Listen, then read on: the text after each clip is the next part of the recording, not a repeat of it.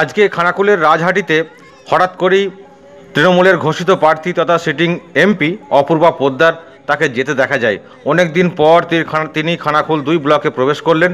খানাকুল 2 ব্লকে তৃণমূল কংগ্রেসের যেটা একে বলা যায় যে কবজায় রয়েছে সংগঠন, যার মুন্সি নজিবুল করিম যুব তৃণমূল নেতা, তাকে এড়িয়েই তিনি সেখানে যান, এমনটাই কিন্তু জানা যাচ্ছে। অর্থাৎ তিনি যে সেখানে গেছেন মুন্সি নজিবুল করিম নাকি জানতেনই না, এমনটাই করা হয়েছে। এবং এ নিয়ে একটা বিরাট বিতর্ক তৈরি হয়েছে যে কেন তিনি এলেন, তাকে কি সত্যি আমন্ত্রণ করা হয়েছিল?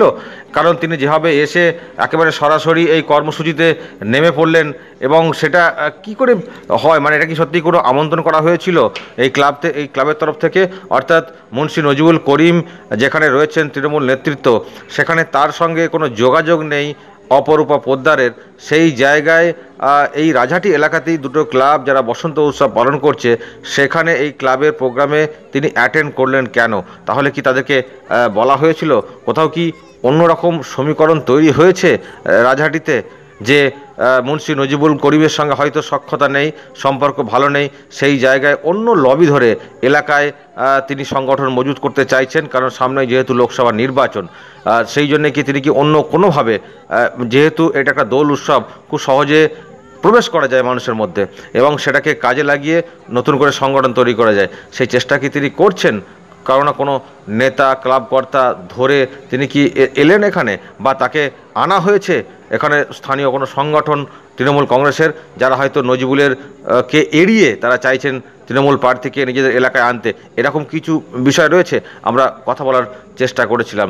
যে দুটি ক্লাব আজকে এই বসন্ত উৎসব পালন করেছে রাজহাটি এলাকায়, একটি হচ্ছে Lions club, Rajhati Lions club, তার যিনি কর্মকর্তা, প্রধান কর্মকর্তা মণিমোহন সি, তিনি এ বিষয়ে কি বলছেন শুনুন। আজকে আর একটা জিনিস দেখলাম যে আরামবাগের যিনি সিটিং এমপি সাংসদ, তিনিও এলেন, তাকেও কি আপনারা আমন্ত্রণ করেছিলেন? না না, আমরা আমন্ত্রণ করি না। যা হঠাৎ আমি শোভাযাত্রা শেষে আমি ক্লাবে বসে আছি, একজন মেম্বার আমার এসে ছুটে বললেন, মেম্বার মানে ক্যাশিয়ার আমার হচ্ছে পূর্ণ দাস, বললে জেঠু বাইরে আসুন এমপি এসেছে। আমি মনে করি ইয়ার কি করছে, তারপরে না আপনি আসুন বলে আমাকে টেনে নিয়ে গেলেন, যে দেখি না হ্যাঁ বাইরে এমপি এসে গেছেন, দাঁড়িয়ে আছেন, এবং সেই ভেজালের মাধ্যমে আমাকে উনি প্রথম আবির মাখিয়ে দিলেন, আমি ওনাকে আবির মাখিয়ে দিলাম। এবার শুধু এই রাজহাটি লায়ন্স ক্লাবই নয়, আরও একটি ক্লাব দিশারি 1-এর পল্লী, তারাও কিন্তু আজকে বর্ণাঢ্যভাবে বসন্ত উৎসব পালন করেছেন এবং সেখানেও অ্যাটেন্ড করেছিলেন অপরূপা পোদ্দার। তাকে কি সেই ক্লাব আমন্ত্রণ করেছিল আজকের এই তাদের এই উৎসবে, তাদের এই কর্মসূচিতে? আমরা কথা বলেছি যে তার ক্লাবের যিনি কর্মকর্তা অমিত আঢ্য, তিনি কি বলছেন এ বিষয়ে। আপনাদের আজকের দিশারির কর্মসূচিতে দেখলাম যিনি সিটিং এমপি অপূর্বা পোদ্দার এসেছেন, ওকে আমন্ত্রণ করেছিলেন আপনারা দিশারি ক্লাবের তরফ থেকে? না, আমরা দিশারি ক্লাবের পক্ষ থেকে আজকে যে বসন্ত উৎসব ছিল তাতে আমরা ওনাকে তো আমন্ত্রণ জানাইনি। তা উনি আমাদের অনভিপ্রেতভাবেই উনি এসেছেন, কীভাবে এসেছেন আমার জানা নেই। তা উনি আমাদের সঙ্গে ছিলেন, আমাদের যে অনুষ্ঠান যে বসন্ত উৎসব তার উনি ভূয়সী প্রশংসা করে গেছেন, ওনার খুব ভালো লেগেছে এবং উনি হয়তো কিছু বলতে চাইছিলেন। আমরা যেহেতু এটা সম্পূর্ণ একটা অরাজনৈতিক ব্যাপার, বহু মানুষ, বিভিন্ন মানুষের সমাগম, তো সেই জন্য আমরা এটা কোনোভাবেই মানে কোনো প্রচারের যেন জায়গা না হয় সেটা আমরা করেছি। উনি যে আমাদের সঙ্গে হেঁটেছেন, আমাদের সঙ্গে ছিলেন, সেই জন্য আমরা যেহেতু পুরোটাই অরাজনৈতিক, সেই জন্যে আমরা সবাই মিলে একসঙ্গে হেঁটেছি। না, একটা খবর খুব চলছে যে উনি মাইক চেয়েছিলেন কিছু বক্তব্য রাখার জন্য, আপনারা কি মাইক দেননি? না, আসলে ওনাকে গান করার জন্য বা কবিতা আবৃত্তি ইত্যাদির জন্য বলা হয়েছে। এটা তো আমাদের কোনো প্রচারের জায়গা নয়, যদিও ভোট ঘোষণা হয়ে গেছে, এটা প্রচারের জায়গা নয়। আমরা এর আগেও বিভিন্ন জগদ্ধাত্রী পুজোয় বা অন্যান্য সময়ও ডেকেছি ওনাকে, তো আমরা তেমনভাবে ওনাকে পাইনি। যাক, উনি ভোটের জন্যই হয়তো এসেছিলেন, বা কীভাবে এসেছিলেন কি আমার ঠিক জানা নেই। অর্থাৎ কোনো ক্লাবই কিন্তু তাকে আমন্ত্রণ করেননি, তিনি চলে গেছেন হয়তো কোনো উদ্দেশ্য ছিল, কারণ যেহেতু ওখানে তৃণমূল কংগ্রেসের ঠিক মানে সংগঠনের সঙ্গে ঠিক যোগাযোগটা করতে পারছিলেন না, কারণ অন্যান্য জায়গায় তিনি ভোট প্রচারে গেলেও খানাকুল 2 ব্লকে ঢুকছিলেন না, অনেক দিন পর ঢুকলেন।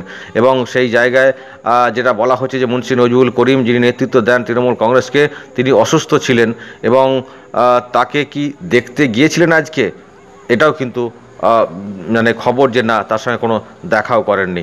অর্থাৎ তৃণমূল কংগ্রেস যেখানে ভোটে নামছে লোকসভা নির্বাচনকে সামনে রেখে, যখন একটা খবর যে দুটি মিটিং অ্যাটেন্ড করেননি মুন্সি নজিবুল করিম, কারণ হিসেবে দেখানো হয়েছে তিনি অসুস্থ, তার সঙ্গে কি সত্যিই কোনোভাবে যোগাযোগ করেছিলেন? যেটা আমরা জানতে পারছি সূত্র মারফত যে না, আমরা সরাসরি কথা বলেছি মুন্সি নজিবুল করিমের সঙ্গে এ বিষয়ে তিনি কি বলছেন শুনুন। আজকে আপনাদের তৃণমূলের ঘোষিত প্রার্থী অপূর্বা পোদ্দার রাজহাটিতে এসেছিলেন, আপনার সঙ্গে দেখা হয়েছে? না না, আমি তো জানি না কখন এসেছিলেন। আজকে যে রাজহাটিতে যে বসন্ত উৎসব হচ্ছে দুটি ক্লাবের তরফ থেকে, সেখানে এসেছিলেন? না, আমি ঠিক জানি না, আসলে আমি তো যাই না, মানে এতেই আছি। আপনি কোথায় ছিলেন? রাজহাটিতেই ছিলেন? না, আমার ব্যবসা অফিসে ছিলাম। তো ক্যান্ডিডেট আপনাদের রাজহাটিতে এসেও আপনার সঙ্গে কোনো যোগাযোগ করেনি? আপনি অসুস্থ বলছিলেন শুনলাম যেটা, তো কোনোভাবে কোনো খোঁজ খবর নিয়েছেন যে আপনি অসুস্থ, কি হয়েছে?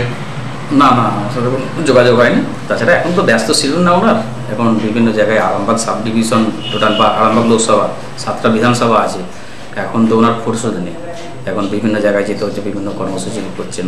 ঠিক আছে, এটা তো কৌশলে আপনাকে এড়িয়ে যাওয়ার মতো ঘটনা ঘটলো। এখানে এড়াবার কেন প্রশ্ন আছে? হ্যাঁ, নিশ্চয়ই হয়তো পরে যোগাযোগ করবেন, মানে খোঁজ খবর নেবেন, হয়তো কারোর কাছ থেকে নিচ্ছে না হয়তো। ঠিক আছে, এবার এখন ব্যস্ত শিডিউল তো, এবার সে তো একটা মানুষ, বিভিন্ন জায়গায় ছোটাছুটি করতে হচ্ছে, বিভিন্ন কর্মী সম্পাদকদের কাছে যেতে হচ্ছে, পাবলিকের কাছে যাচ্ছে। ঠিক আছে, না, এটা কি আপনার কাছে অবাকের লাগেনি যে আপনার এলাকাতে উনি এলেন, ভোটের সময় আপনি অসুস্থ বলে খবর একটা মার্কেটে রয়েছে, তা সত্ত্বেও আপনার সঙ্গে কোনোভাবে যোগাযোগ করলেন না? নাকি এক প্রকার আপনার সঙ্গে চ্যালেঞ্জই করতে চাইলেন যে এখানে আপনি ছাড়াই কীভাবে তিনি কর্মসূচিতে যুক্ত হতে পারেন? এটা না না, আমি একজন ক্ষুদ্র মানুষ, আমার কি আছে আমার সাথে চ্যালেঞ্জ করবেন? উনি অত বড় একটা জায়গায় আছেন। ঠিক আছে, ওনাকে আপনি ছোট করে দিচ্ছেন আমার মনে হয়। হ্যাঁ, আমি একটা ক্ষুদ্র মানুষ, আমার সাথে চ্যালেঞ্জের কোনো প্রশ্নই নেই। আর তাছাড়া যে যার কাছে সে তার কাছে, সৌজন্যতা ভদ্রতা সে তার কাছে, তার যার যেরকম রুচি বা যার যার যেমন মানসিকতা, হ্যাঁ, তার উপর নির্ভর করে। যিনি ক্যান্ডিডেট হচ্ছেন তিনি এলাকায় এলেন, আপনার সঙ্গে দেখা করলেন না, জানালেন না, তার হয়ে আপনি কাজ করবেন প্রচারে? একটা কথা বলি, আমি তৃণমূল দলটা করি এবং সেই দলের সর্বোচ্চ নেত্রী হচ্ছেন মমতা ব্যানার্জি, এবং ওনার নীতি আদর্শ মমতা ব্যানার্জি, এবং মমতা ব্যানার্জি হচ্ছে আমার রাজনীতির জীবনের কী বলে আইকন। ঠিক আছে, ওনাকে দেখে আমরা রাজনীতি করি, সেখানে কে কলা গাছ দাঁড়ালো কি বাঁশ গাছ দাঁড়ালো আমার দেখার দরকার নেই। আমাদের হচ্ছে দলের প্রতীক, হ্যাঁ, জোড়া ফুল, ঘাস চিহ্নটাই আমাদের কাছে বড় কথা। সেই জায়গায় আমাদের সামনে শুধু ঘাসে ঘাস, ঠিক আছে, অন্য কিছু কে কোন দাঁড়ালো কলা গাছ কি বাঁশ গাছ ওসব আমরা দেখি না। এটা উনিও হয়তো তাই ভেবেছেন যে আপনি বাধ্য হয়ে নামতে বাধ্য হবেন, তাতে উনি আপনাকে না এড়িয়ে যেতেই পারেন। বাধ্যত্ব কোনো ব্যাপার নেই। আজকে উনি ক্যান্ডিডেট হয়েছেন, উনি হচ্ছে আপনার 14 সালে ক্যান্ডিডেট হয়েছেন, তার আগে আমি তো 1998 সাল থেকে দলটা করছি, তাহলে সেখানে তো প্রশ্নই নেই, এখানে কোনো ব্যক্তির কোনো জায়গা নেই, এখানে দল হচ্ছে আমার কাছে বড় কথা। হ্যাঁ, এখানে বাধ্যবাধকতা কোনো নেই, এটা আন্তরিকতা, ভালোবাসা, নীতি আদর্শ, হ্যাঁ, এর উপর নির্ভর করে রাজনীতির যে ব্যাপারটা। সেই জায়গাটায় আজকে বলুন না, মুকুল রায় আমাদের দলের সেকেন্ড ইন কমান্ড ছিলেন, ঠিক আছে, আজকে তিনি বিজেপিতে চলে গেছেন, তাহলে এখানে তো আজকে তিনি বিজেপি চলে গেছে, তাহলে ওনার তো যখন উনি দলে ছিলেন ওনার তো ওনার অনুগামী ছিলেন, ঠিক আছে, তা তো এখন তৃণমূল দলটা করছেন। কিন্তু এখানে হচ্ছে দলের প্রতীক বা নীতি আদর্শটাই বড় কথা। কোন ব্যক্তি কখন কে কোথায় থাকবে তার কোনো ঠিক আছে, অর্জুন সিং সে বিজেপিতে চলে গেল। হ্যাঁ, আমার কাছে কথা যে যখন দলে যে বিলং করবে তার নীতি আদর্শ, সেই দলের নীতি আদর্শ তার কাছে বড় কথা, সেখানে কোনো ম্যান বা এই কোনো ফ্যাক্টর নয়।